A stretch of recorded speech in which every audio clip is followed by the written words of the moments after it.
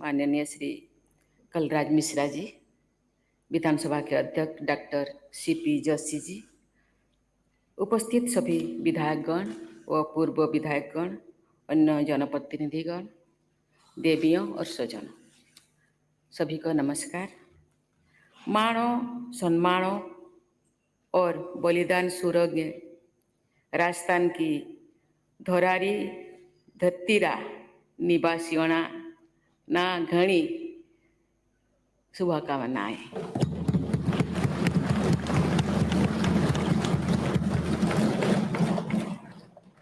कुछ बोलने से पहले मैं विधानसभा के पावन धरती को मैं नमन करती हूँ।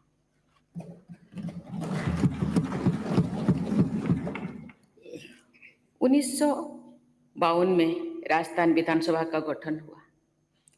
तब से लेकर आज तक इस विधानसभा द्वारा 71 वर्षों का गौरवशाली इतिहास रचा गया है।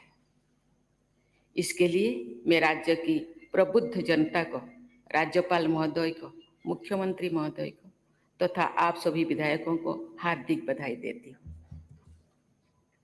इस अवसर पर मैं समस्त देशवासियों की ओर से राजस्थान के सभी पूर्व राज्यपालों को, मुख्यमंत्रियों को, विधानसभा अध्यक्षों और विधायकों के योगदान की स्मरण करती हूँ। राजस्थान के लिए ये विशेष गौरव की बात है कि वर्तमान संसद की दोनों सदनों ने अध्यक्षता राजस्थान विधानसभा के पूर्व विधायकों द्वारा की जा रही है।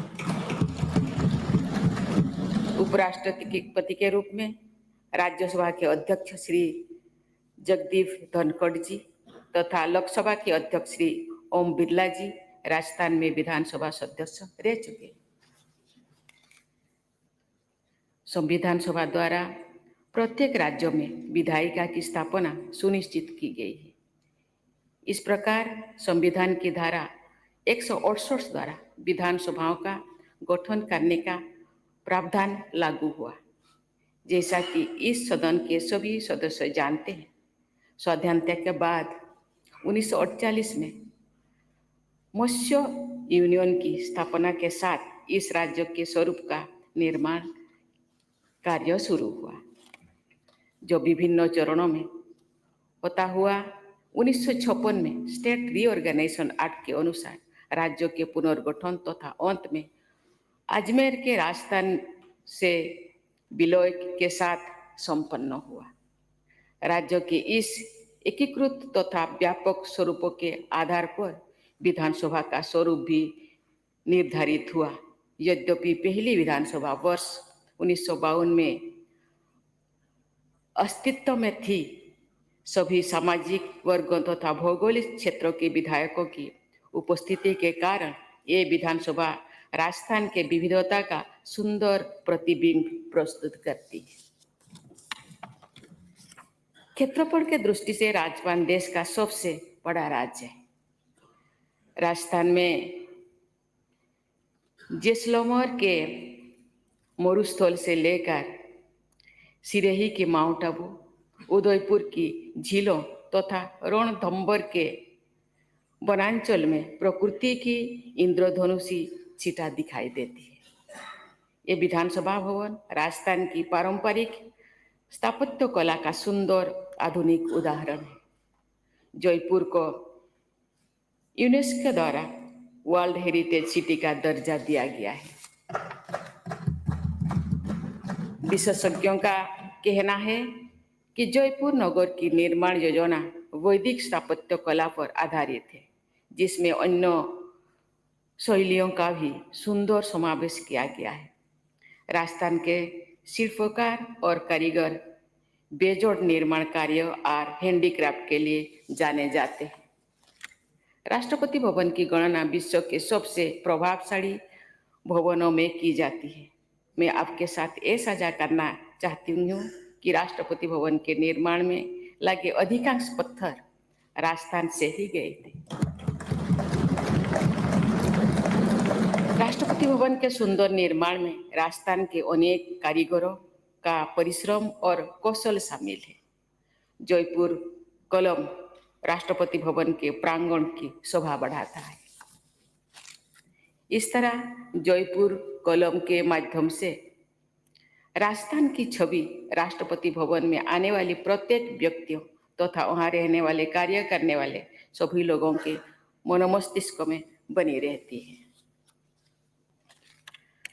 अतिथि को देवता समझने की भारतीय भावना का बहुत अच्छा उदाहरण राजस्थान के स्नेही लोग प्रस्तुत करते हैं। राजस्थान में लोकप्रिय गीत पधारो हमारे देश में अभिव्यक्ति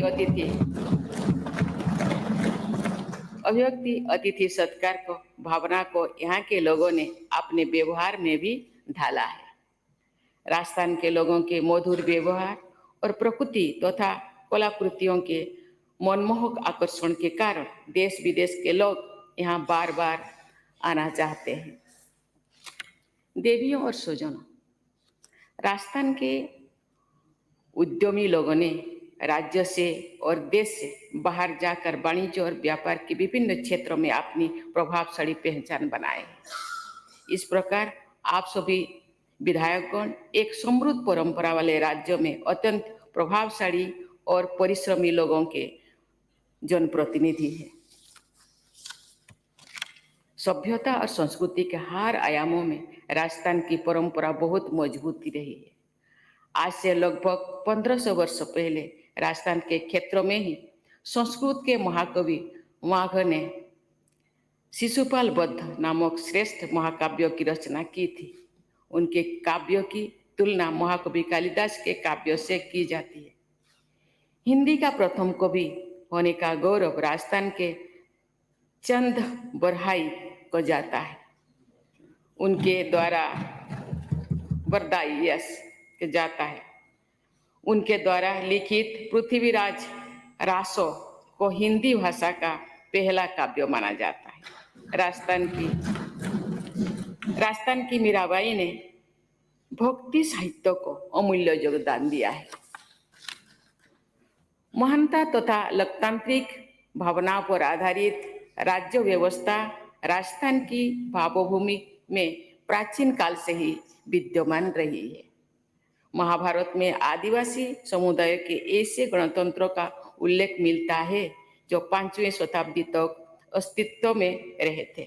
ऐसे गणतंत्रों में राजस्थान के उत्तरी क्षेत्र में स्थापित यौधेय जनजाति का गणतंत्र सर्वाधिक प्रसिद्ध है।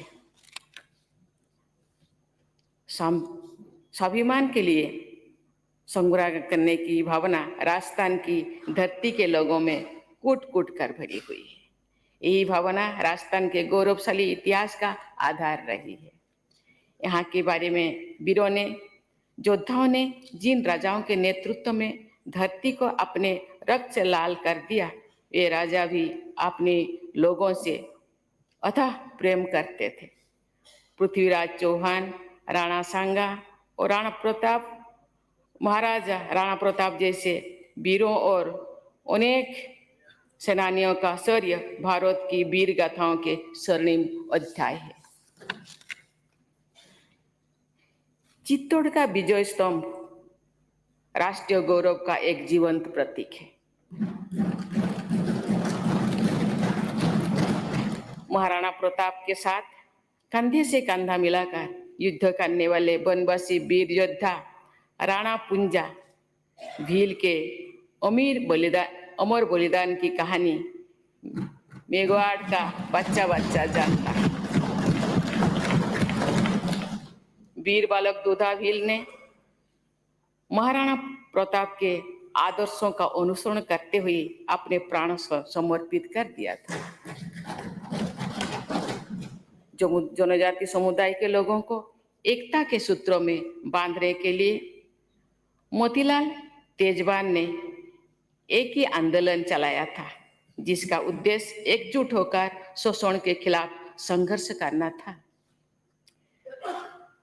शिक्षित समाज के समावेशी शिक्षा के प्रति संवेदनशील बनाने के संघर्ष में अपने प्राणों की आहुति देने वाली डंगरपुर की वीरबाला कालीबाई के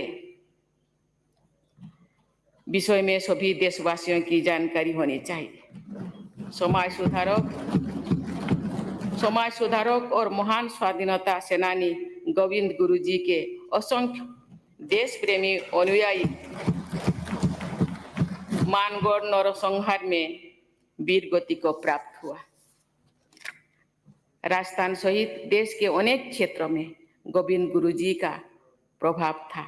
मुझे प्रसन्नता है कि आज़ादी का अमृत महोत्सव के उपलब्धि में हो रहे कार्य के माध्यम से देशवासियों को मानगढ़ धाम की गौरव गाथा के बारे में अवगत कराया जा रहा है। जनजातियों सहित राजस्थान के सभी समुदायों के लोगों ने देश प्रेम के अनुपम उदाहरण प्रस्तुत किए। मैंने विधानसभा में इस विषय पर थोड़े विस्तार में जाकर इसलिए बात कर रही हूँ कि हमारे स्वाधीनता संग्राम के आदर्श पर ही हमारे संविधान के आदर्श निर्धारित किया गया। न्याय, स्वतंत्रता, समता और बंधुता के ये संवैधानिक आदर्श सभी विधायकों के लिए मार्गदर्शक सिद्धांत होने चाहिए। स्वाधीनता के बहुत पहले सन 1929 में बाल विवाह को समाप्त करने के महान उद्देश्यों के साथ एक कानून सेंट्रल लेजिस्लेटिव असेंबली द्वारा पारित किया गया था। महिला सशक्तिकरण तथा सामाजिक समावेश का वो महत्वपूर्ण अधिनियम बोलचाल में शारदा एक्ट के नाम से जाना जाता था, क्योंकि उसके प्रेरणा श्री हरिविलास शारदा थे। श्री हरिविलास शारदा राजस्थान के निवासी थे। स्वाधीनता के बाद श्री मोहनलाल सुखाड़िया से लेकर श्री भैरव सिंह शेखावत जैसे जनसेवकों ने संवैधानिक आदर्शों के अनुरूप राज्य स्तर के कानून बनाने में तथा समावेशी और कल्याणकारी योजनाओं को लागू करने में प्रभावी नेतृत्व दिया। समावेशी विकास और जनहित में कार्य करने की इस परंपरा में मजबूत बनाना सभी विधायकों का कर्तव्य है। मैं अपने वाणी को विराम देने से पहले मैं सभी माननीयों को कहना चाहती हूँ, माननीय हम सब कितने भाग्यशाली हैं। मुझे बताया गया है ये राज्य की जनसंख्या 7 करोड़ से ज्यादा है। जनप्रतिनिधि, विधानसभा के जनप्रतिनिधि केवल 200। माननीयों को जनता ने जनप्रतिनिधि रूप में इस विधानसभा को भेजते। माननीय कभी 1 बार, कभी 2 बार, कभी 3 बार, कभी 4 बार, कि जिंदगी भर बार बार जनता द्वारा प्रतिनिधि बनकर इस सभा को आके सभामंडन करते हैं। जनता कितना प्यार करते हैं, इसीलिए बार बार आपने चाहती जनप्रतिनिधि को बार बार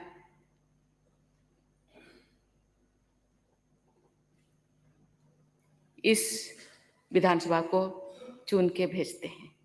कभी कभी इतने प्रभावित होते हैं अपने नेता या अपने प्रतिनिधि का हर चीज को फॉलो करते हैं। कभी हेयर स्टाइल, उनके चाल चलन, चेहरा, उनके ड्रेस, कभी कभी ऐसे मैंने देखी जनता को कभी हाथ में बंधे हुए कलाई के कलर का एक धागा को भी वो फॉलो करते हैं। कितने प्यार करते हैं, आशा करते हैं। जिस चीज को माननीय विधायक के अध्यक्षों ने यहाँ जिक्र करते थे कि आजादी, प्रियम्बल का कुछ पंक्तियां, आजादी बोलने का, आजादी सामाजिक आजादी, आर्थिक आजादी, शिक्षा लेने की आजादी, ये आजादी का दायित्व जनसाधारण ने अपने जनप्रतिनिधि को दिए। ये युग एक कंप्यूटर युग है। ये युग मॉडर्न टेक्नोलॉजी से चलता है।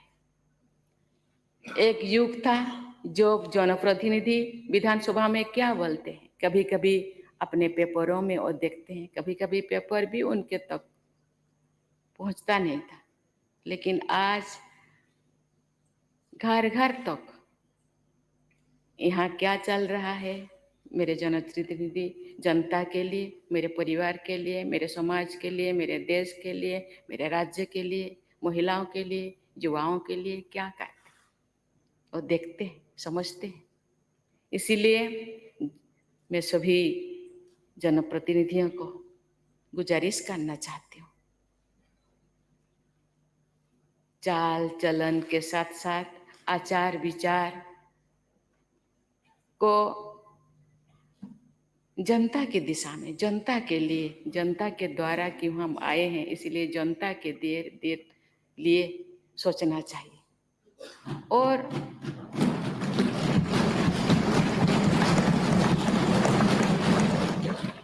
केवल हम नुहे, मैं नुहे, मेरा सोच, मैं और मेरा को छोड़ के हमारा होना चाहिए।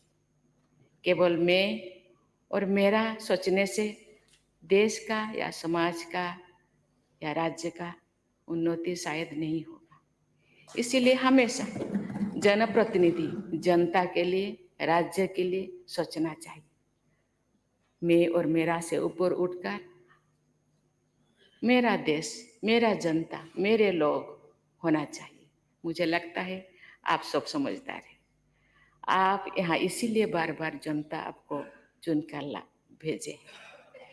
मुझे लगता है आने वाला दिन जो भी मुद्दा, हमको पता है कि ये मुद्दा हम लोगों के हम अभी चाहिए, नीड ऑफ द आवर, अभी का क्या जरूरत है, वर्तमान की जरूरत चीजें का उसी हिसाब से नियम बनाने का दायित्व जनता ने जनप्रतिनिधि को दिए हैं। आप उसको बना सकते हैं, आपके हाथ में हर चीज है।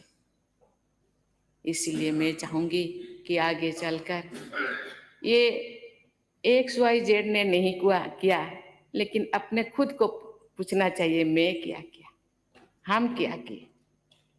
X नहीं किया, लेकिन मुझे दायित्व दिया गया, जनता ने मुझे दायित्व दिए, मैं क्या किया, मैं जनता के लिए क्या किया, हम मिल के संगठित रूप में क्या किए। मुझे लगता है आने वाला दिन, ये राजस्थान नाम सुनकर मुझे दिल में इतने भावना आती है कि राजाओं के राज तंत्र तो अभी नहीं है, लोकतंत्र है। इसीलिए मुझे चुना गया है। मुझे परसेंटेज निकाला जाए तो मुझे पता नहीं कितने होगा, 7 करोड़ और 200, इतने भरोसा करते हैं। मुझे लगता है भरोसा लायक होना चाहिए।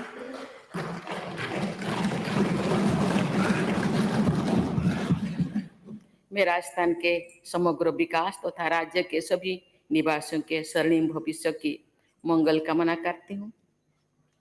राजस्थान की विधानसभा के सभी सदस्यों जन कल्याण और राज्य के विकास के लिए निरंतर कार्यरत रहेंगे तथा संसदीय प्रणाली के गरिमा को बढ़ाते रहेंगे। इसी विश्वास के साथ मैं अपने वाणी को विराम देती हूँ। जय हिंद, जय भारत, जय राजस्थान।